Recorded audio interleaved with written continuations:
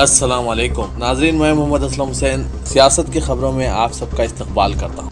हिंदुस्तान में corona virus के cases में एक मरतबा फिर से इजाफा दर्ज किया जा रहा है। वज़ारत सेहत की जानिब से आज यानी 24 जून को जारी करदा आदाद-ओ-शुमार के मुताबिक मुल्क में गुज़िश्ता 24 घंटों के दौरान कोरोना वायरस के 17,336 नए केसेस रिपोर्ट हुए हैं। ये कल के मुकाबले में आज 30% ज़्यादा हैं।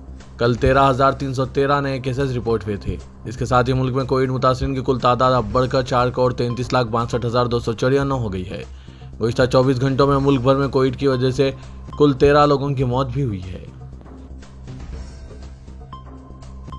महाराष्ट्र में उद्धव ठाकरे की हुकूमत पर सियासी बहरान गहरा होता जा रहा है। जराये के मुताबिक आज मजीद एमएलएस के गुवाहाटी पहुंचने का इम्कान है और एकनाथ शिंदे कैंप में एमएलएस की तादाद 50 से तजावीज़ करने की उम्मीद है। एकनाथ शिंदे ने दावा किया है कि इन्हें शिवसेना के 40 एमएलएस की हिमायत हासिल है और 50 से ज़्यादा एमएलए इनके साथ हैं।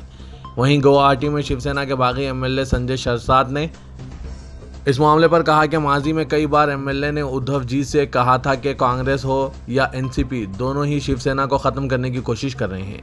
कई बार एमएलए ने उद्धव जी से मिलने का वक्त मांगा लेकिन वो कभी इनसे नहीं मिले। दूसरी जानिब शिवसेना के 37 बागी एमएलएस ने महाराष्ट्र कानून साज असेंबली के डिप्टी स्पीकर को खत लिखकर ऐलान किया है कि एकनाथ शिंदे ऐवान में इनके लीडर होंगे। इसके साथ खत की एक कॉपी गवर्नर भगत सिंह कोश्यारी और कानून साज काउंसिल सेक्रेटरी को भी भेजा गया है। सुप्रीम कोर्ट 2002 के गुजरात फसादात में रियासत के उस वक्त के वज़ीर आला नरेंद्र मोदी को क्लीन चिट देने वाली एसआईटी की रिपोर्ट के खिलाफ दायर दरख्वास्त पर आज अपना फैसला सुनाएगी। Justice M Khanwilkar, justice Dinesh Maheshwari और जस्टिस सीटी रवि कुमार की बेंच ज़किया जाफरी की अर्जी पर आज फैसला सुनाएगी।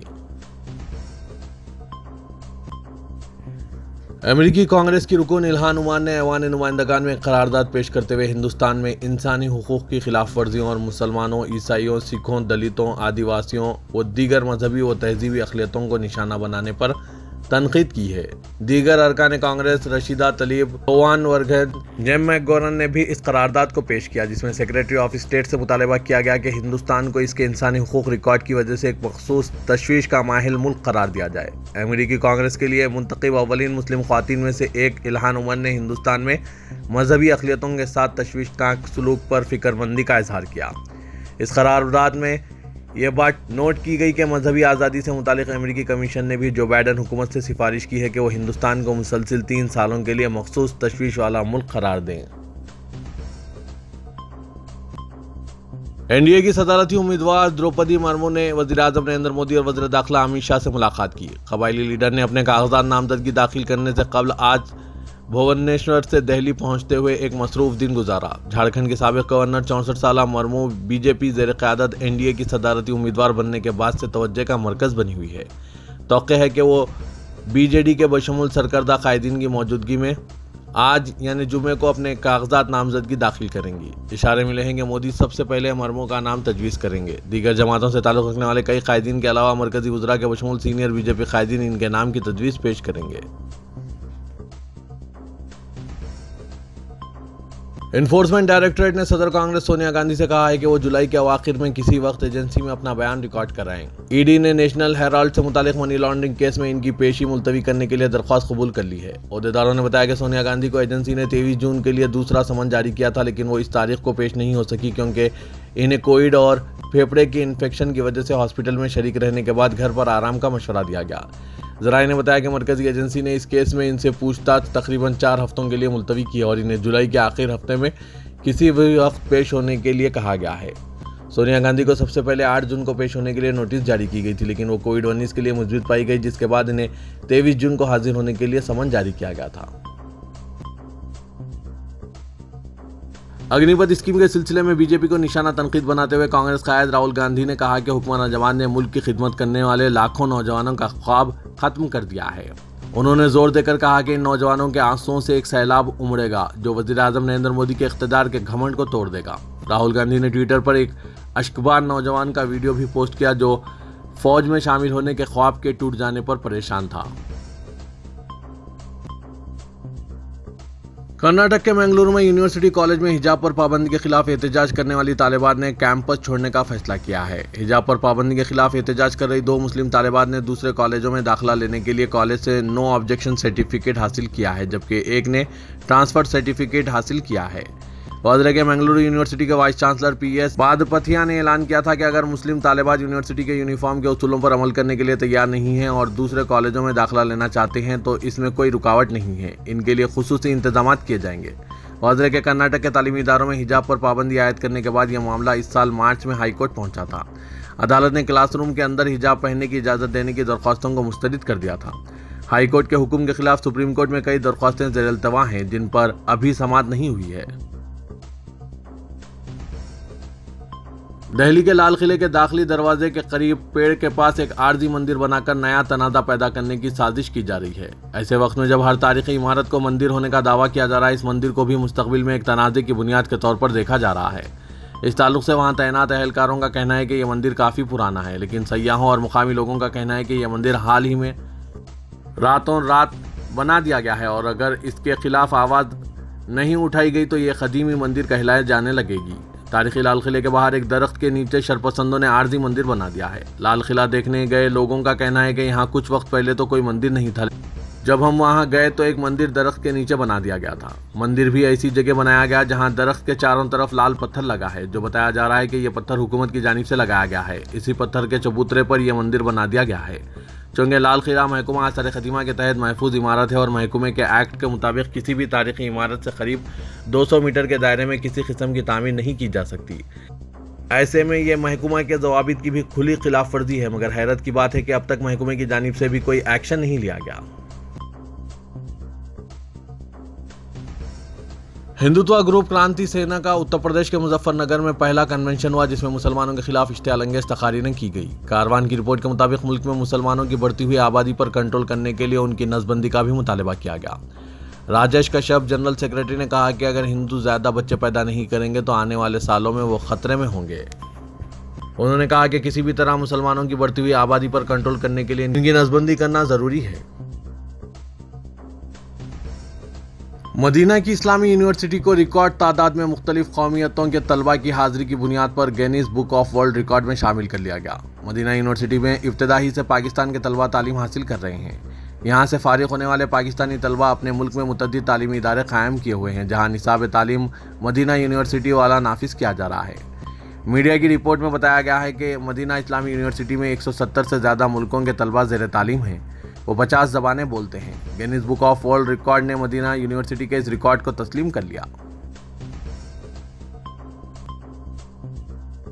अमेरिका के सदर जो बाइडेन की तर्जुमान करीन जैन पेरी ने बताया कि सदर अमेरिका अपनी वर्चुअल कॉन्फ्रेंस के दौरान वज़ीर-ए-आज़म हिंद नरेंद्र मोदी को मुसलमानों से मुतालिक उमूर और इंसानी हुकूक के ताल्लुक से अपनी तशवीश का इजहार करेंगे। तर्जुमान ने बताया कि सदर अमेरिका, जो कि आइंदा माह इजराइल से मिडिल ईस्ट क्वाड का आगाज़ करने वाले हैं, इस मौके पर तौक़े है कि वो वज़ीर-ए-आज़म नरेंद्र मोदी को हिंदुस्तान में मुसलमानों के हुकूक और जमहूरियत से मुतालिक वाकिफ़ करवाते हुए इन्हें मुसलमानों के मसाइल की यकसुई की जानिब तवज्जो मबज़ूल कराएंगे।